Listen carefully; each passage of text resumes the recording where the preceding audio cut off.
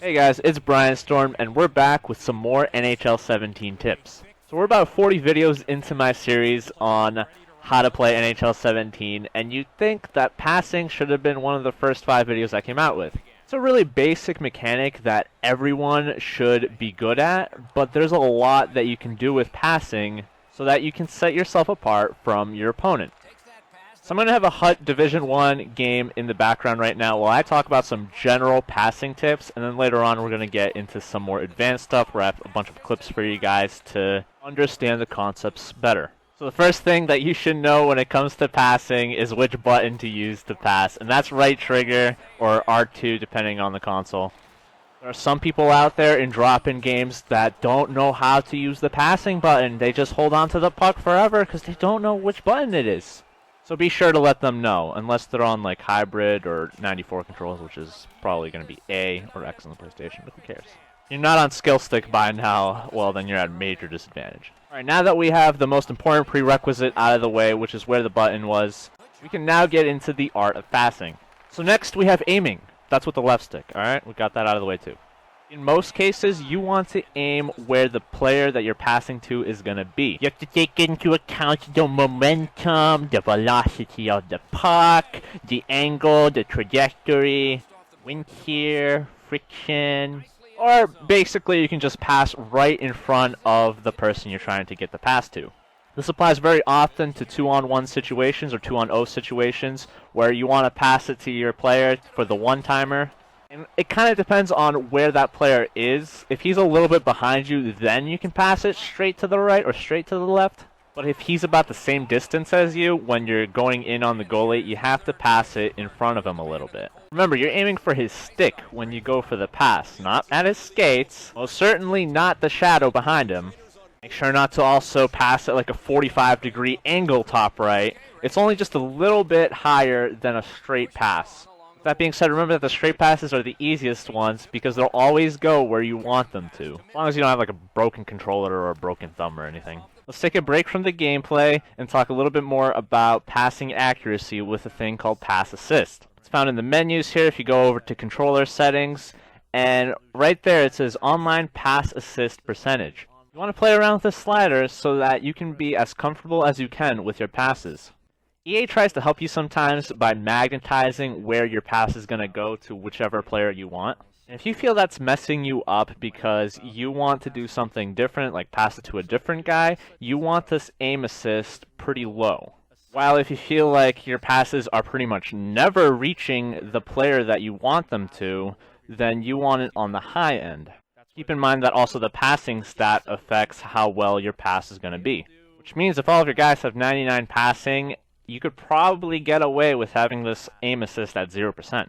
Also, if you're using any synergies in Hut, you probably want the pass assist lowered a little bit as well to account for those synergies. I think I found a sweet spot at around 50% for Hut, but I noticed when I play Versus, the passes are just not the same, so I would probably increase my pass assist whenever I switch game modes. I always tell people to just start low and then keep adding like 10 or 20% until it kind of feels like it's working out, and then you can go up by little increments like 1% or 2%. Most people find that 40% to 60% is the sweet spot, but it really just depends on you. Alright, back to the gameplay. Another thing that helps out your passing accuracy other than the pass assist is gliding. That means right before you want to pass, you want to slow down a little bit so that your player can concentrate more on passing than skating. So that means if you're on a 2-on-0, do not go full speed at the goalie and then proceed to making a pass. You want to slow down and then pass for the one-timer, and the other player will find it easier to handle your pass. One of the easiest, most accurate ways to pass is what I just did in the video. It's passing it along the boards. It kind of led to an offside. Oh well, didn't see that coming. I kind of did. Whatever. So in the case of puck movement and passing, the boards are your friends because it's very predictable how the pass is going to end up. It's especially true when you're cycling the puck. In other cases, you can also do some fancy passes where you bounce it off the boards. You kind of like ricochet it as if you're playing pool or billiards, just depending on what part of the world you're from. Snooker? Can we call it snooker? We'll call it snooker. And the reason why you'd want to do that is if there is a person in the way of your pass trying to intercept it along the boards. You would try to aim that pass directly to your opponent's side, assuming they're a good distance away from the boards. I don't have a clip for that. I've done it a few times, I just keep forgetting to record it. So now let's talk about powering up your passes. The longer you hold down the pass button, the faster your pass is going to be. I never recommend passing to someone who is kind of like in hugging distance with you, because the puck will usually go right by them. I'm going to stop the gameplay just for a second here to say that the shortest pass that you should ever make is between the defender at the top of the circle, the opposing defender, and the guy to the left of him on the left side of the circle. When it comes to passes like those, all you need to do is tap the pass button to make the pass. Now we're going to talk about the opposite extreme, where you're passing it pretty much across the ice, maybe when you're breaking out, trying to get a breakaway. When you're trying to make passes like those, you have to hold the pass button down for quite some time, maybe like 1.5 to 2 seconds, so that you can get the power in the pass. Any other kind of pass is like a mid-range pass, where you should hold it down for maybe like under a second before you release it. I don't really have the scientific math stuffs in front of me, but just know that there are 3 different levels of passing. So now let's talk about some advanced concepts. What you guys just saw there, if you've been watching the video, that's okay. If you haven't, now's the time to tune in. This is a drop pass. The type of pass that you don't even have to aim, and it works very effectively when you're entering the offensive zone and there's a person behind you ready to pick up the puck. They don't even have to be ready to pick up the puck. They just have to be there and they'll get the puck. Just skate into it. That's all you have to do. Just skate into the puck, you'll pick it up. Guaranteed. Money back guaranteed. The way it works is you hold down the left trigger and then you press the right bumper to do it. If you're playing EA Sports Hockey League, make sure you tell your teammate that you're going to do it. Otherwise, they will look so lost and confused and not understand why they just got the puck. But thankfully, it's one of those passes you don't have to aim, and you can actually do it from a shorter distance than the shortest distance that I told you guys earlier. I lied to you guys. I'm sorry, but this is a different type of pass. You can also do this in the neutral zone and in the defensive zone. Defensive zone is kind of the riskiest of them all, because you'll probably have a person who is forechecking and will kind of just go in no matter what, so they'll probably just go right through your guy and just pick up the puck themselves. I sometimes do it in the neutral zone, where I know I'm going to get hit and I kind of can't really make a pass, so I hope that there's a guy behind me. I do the draw pass, and then I'm able to just kind of continue with like momentum that I had. Another tip when it comes to drop passes is you can use the right stick, your stick handles, to determine where the puck will end up, whether it's on your left side or on your right side, before you do a drop pass. From drop passes, let's move on to 2 passes that I never do in NHL 17. The first type of pass is the saucer pass, which you can do with the right bumper, or R1 on the PlayStation. A saucer pass, like a normal pass, is aimed with the left stick, and the reason why you'd want to use it is if you want the puck to get some height before it reaches your target. So if someone has their stick down or their body just like belly flopping on the ice and you want to launch it over them, that's the time that you'd go for the saucer. Many people also like to do it off the breakout when you're in your defensive zone and you're trying to pass it really far out. So you want to get it over some people's sticks before it reaches your target in the neutral zone. Here are some reasons why I don't use it. If you're on a 2-on-1 situation with the goalie and the person like has their stick down trying to block the pass, you go for the saucer pass. It also can go over your other player's stick. That's mostly the part why I don't use it. The second reason is, well, it's just me. So that's why I highly recommend that you guys end up doing the saucer pass when breaking out of the defensive zone. If you're also on a penalty kill, the saucer pass could be useful there to just get it out of your zone. The last reason is, I'm not sure if this is just an EA Sports Hockey League thing, but the playmaker and the jumbo playmaker, the guys with the best passing rating, they already sauce the pass when you do a normal pass, at least just off the bat. So that's why I'm not sure if it affects everyone with a high rating. I just haven't really been paying attention. So if someone knows the answer to that, let me know. Thank you. I also changed my mind. That's really the only pass that I don't do. I was going to mention dumping and chasing, but that doesn't really count as a pass, does it? All right, that's fine. Let's move on to the backhanded passes, which you guys see me do all the time when I enter the offensive zone. The idea of the backhand pass, in my opinion, is so that it's not easily poke-checked. And in most cases, you're trying to pass the puck behind you. It's another type of pass that can work well on a 2-on-1 situation, because when the passing lane isn't open, like he's trying to stop you from getting your pass across, you can do a backhanded pass to make the puck be a little bit further behind, making it harder to intercept. And then the last reason why you'd want to do a backhanded pass is if you're getting chased and you're trying to get the pass through the person that you're chasing. You guys also have to remember that since NHL 15 or 16, we're using a newer engine where the puck will not go through players for the most part, unless it's a glitch. Don't send me clips where the puck actually goes through players, because I've seen that already. That's not supposed to happen. Don't bank on it happening. What if EA just like added like a molten hot puck that just goes through anything that you shoot at? That'd be pretty cool. Or pass through, whatever. Oh yeah, I gotta get back on track. Okay, so passing. Yeah, right. So the only time it should go through players is if it goes between the skates, or if the person that's chasing you doesn't have their stick down on the ice, or it's kind of like too close. Like, remember I told you the minimum distance? It'll just be really hard for them to intercept a pass like that. So that's why you would want to go for a backhanded pass in a case like that. Let me show you guys another reason why you'd want to stick handle before you pass. This is what I like to call baiting or luring players. I'm going to go all the way over to the right with this guy, and look at this. There's 3 people chasing me. I get that pass to an open guy, it's just me and net.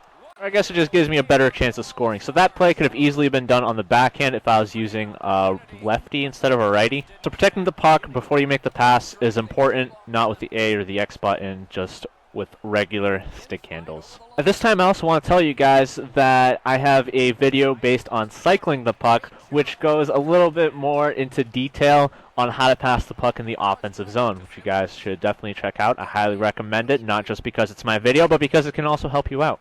Alright, the last thing that I want to talk about before we get into specific clips is goalie passes. And it's not something that I think anyone ever really talks about unless you're playing EA Sports Hockey League again and it's your teammates yelling at you for calling for the pass when you shouldn't have. I recently got into an argument with someone, or a little debate, or whatever it is, on Reddit, where I was defending the goalie pass, and it got me thinking what I could talk about in this part of the video. So I think that you should always go for a goalie pass unless you have no chance of getting that pass to anybody on your team. The 2 biggest reasons why you'd want to do this is because you don't want a face-off in your zone, as it could easily lead to a goal. And the other reason is the opponent is usually unprepared for a goalie pass. Like, he'll have maybe like 3 people in deep, which means if you can get the goalie pass to one of your players and then pass it straight out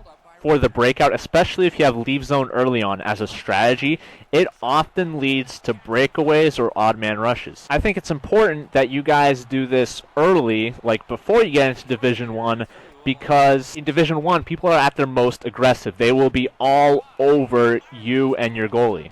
In most cases, you need to make a decision very quickly on whether or not you want to pass the puck out. Don't wait too long, otherwise the opponent has a chance to set up and try to intercept your goalie pass. I talked a little bit about this in my forechecking video, but now we're going to look at it from the opposite side. The first thing that I look for when trying to make a goalie pass is who the opponent is controlling. And that means you don't want to pass it anywhere near that guy, because all he's trying to do is predict where you're going to pass it to. You also have to look at where he's skating. If he's on the left, he's skating to the right, then you want to pass it out to the left. Also, the only other time that you don't want a goalie pass is if your players are super tired, like on a penalty kill, or the opponent's been cycling to no end, and you need to switch your lines. Okay, so then another thing I look at is how many players are around the goalie for me to be able to pass this out. If there's 2 or more, your best bet will probably be just pass it behind the net, either bottom left or bottom right. If your goalie is on the left side, you pass it bottom left. The goalie is on the right side, you pass it bottom right. That way, there's no chance that the opponent is going to be able to capitalize on that opportunity, because your goalie is still kind of like recovering, and you still can get it out, as long as you can switch to one of your players nearby and pick up the puck. The last thing that I look at is how close are the players to the goalie. Remember that passing distance I told you guys, the minimum passing distance? If they're hugging you, the goalie, you can actually pass it right through them. Many times my goalie passes are just out, straight outward, upward, even though there are players all around me. Again, usually you don't want to aim right at their sticks. That's crazy talk. but try to get through their skates. Also, of course, need to have a player nearby to pick it up. Maybe in the future I can come out with a little compilation video that kind of gives you guys a better understanding of it. So let me know if that's what you guys are interested in. But in the meantime, just practice it. If you're up by a few goals and you're a little uncomfortable in doing it, that's the best time to practice it. If you get scored on while doing this, then oh well, you'll just learn from your mistake. Okay, first figure out what the mistake was and then learn from it. And then another secret to goalie passing is you can never actually pass it into your own net without it touching like a stick or a skate or anything. It's like a little magnet that pushes the puck away and stops you from doing that. Don't try this in NHL 18 though, it might not be able to be possible anymore. Or something like that, a sentence that makes sense that tells you about NHL 18. Alright, enough of that game. Let me show you guys some backhanded passes to start us off here. I'm getting chased into the boards. Instead of just launching it along the boards, I go for a backhanded pass to launch the puck straight up. That eventually leads to a goal. Here's what it looks like from the other end when your opponent does a backhanded pass, which I happen to have recorded, and I can't really find any of my own backhanded passes. Beautiful! And then look at this, goalie pass. Boom. See how it didn't go into the net when I aimed bottom left? It was the best place to aim right there. Another quick goalie pass. Everyone all around me. I aim left. Nobody there. Let's talk about playing ESHO with AIs. Did you guys know you can force your AI to take a one-timer with your pass? It works just like that. You pass them the puck, make sure it's a considerable distance, and then press up on the right stick, and it will force the AI to make a one-timer like that, just like a D-to-D one-timer. One of my favorite things to do with AIs. Here are some sexy plays. Passing along the boards to get it out of my zone, and then a stick whack to a player out in the open to get this opportunity. Do a stick whack like that, press the right bumper or R1, and then move the right stick in the direction that you want to stick whack to. Oh look, a backhanded pass. In this case, I love my passes along the blue lines. Look how many times I did that just so I could try to get a better opportunity to score. It works the other way too when you're entering the offensive zone, doing a pass along the blue line like this, and it gives me an opportunity to go in. Also, I don't have any clips, I just noticed, but don't be afraid to pass the puck back in your defensive zone before you go forward. I talked about that in my zone entry video. This clip starts with a ricochet pass, and then it's going to end up with a one-touch pass, which we haven't talked about, but it's the idea where as soon as you get the puck, you press the right trigger and you aim in a certain direction to just get rid of it. This guy actually ended up messaging me afterwards to compliment me on my passing, probably because of these two plays. One-touch passes are important when you just have to get rid of it. I do it very often along the boards if I'm about to get hit, and I haven't picked up the puck yet, which I'll show you in a clip that's coming up next. I think the most important thing about the touch passes is you're already aiming before you even pick up the puck, as long as you're kind of really close to it and you're about to pick it up. So then I show you a slow motion version of it here so you guys can get the idea. Next video introduces a concept called the spin pass, which I don't do very often, so I'm just going to show you what it looks like. It's mostly for the fancy, but it works just like a backhand pass where you're trying to get the puck a little further behind before you pass it. The way you do it is you press the left trigger or L2 first, and then you press the pass button to get rid of it. Though I should warn you that sometimes when you spin, you may lose the puck, so you may lose the puck before you can even pass it. It works really well if there's a defender kind of chasing you down on a 2-on-1. Another type of pass that doesn't get much love is the slap ass.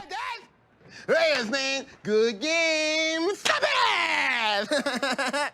Yes, that's slap pass. It's what happens when you're aiming your pass with the left stick and then you pull back on the right stick and then press right trigger or R.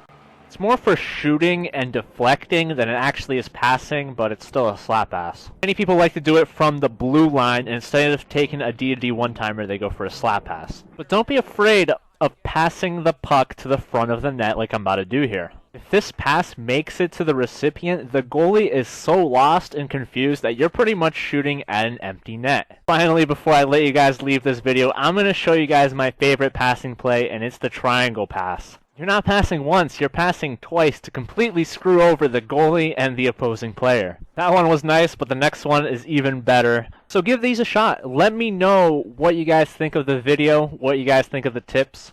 If you haven't already, check out some of my other 40 videos that I created to help you guys out with NHL 17. If you enjoy the video, like it. What do you have to lose? You know, just press the little button with the thumbs up thing. If you guys have any kind of questions, comments, or concerns, feel free to ask them, as I love helping you guys out. Feel free to share this video with someone you know who could use these passing tips. Finally, if you haven't already, subscribe to the channel for the ultimate NHL 17 experience featuring these NHL 17 tips.